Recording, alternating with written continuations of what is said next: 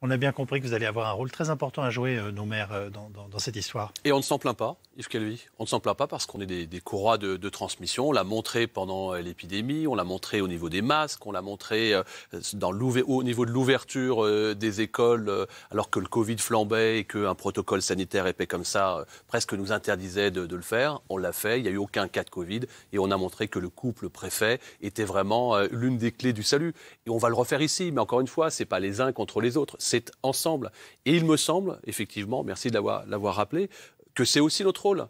C'est aussi notre rôle d'être volontariste parce que je pense que tous les maires de France, de gauche comme de droite, qu'est-ce qu'ils souhaitent? Que la France gagne. Et qu'est-ce qu'on souhaite aujourd'hui? C'est de battre ce combat contre la vaccination. Sinon, on va droit dedans. On a beaucoup critiqué a posteriori cette opération de vaccination. Mais enfin, moi, la dernière fois que je me suis fait vacciner dans une mairie, j'étais avec des centaines et des centaines de Français. Ça s'est très bien passé. Voilà.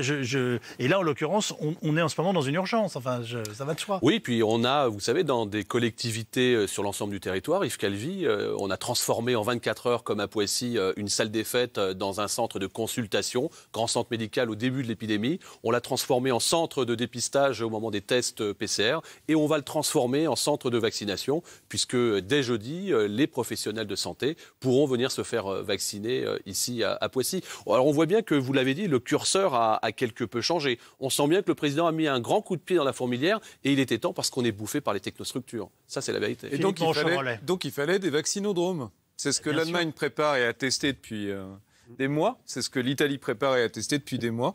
En France, on a décidé de ne pas le faire parce qu'on a comparé à H1N1 où ça n'avait pas été un franc succès, mais on a comparé des pommes de terre et des navets. H1N1, il n'y a pas eu, que je sache, un arrêt de l'économie pendant des mois. On est en train de payer des prix de décisions qui ont été prises il y a des mois dans d'autres circonstances. Et ce qu'on constate, c'est que l'exécutif est incapable de s'adapter. Donc ce sont les maires qui sont déjà surchargés de travail et passablement dénués de moyens, à qui on demande d'organiser ça, ou les collectivités locales. Il y a un problème d'adaptabilité, de souplesse. La vérité, c'est pas un problème que de demander aux maires.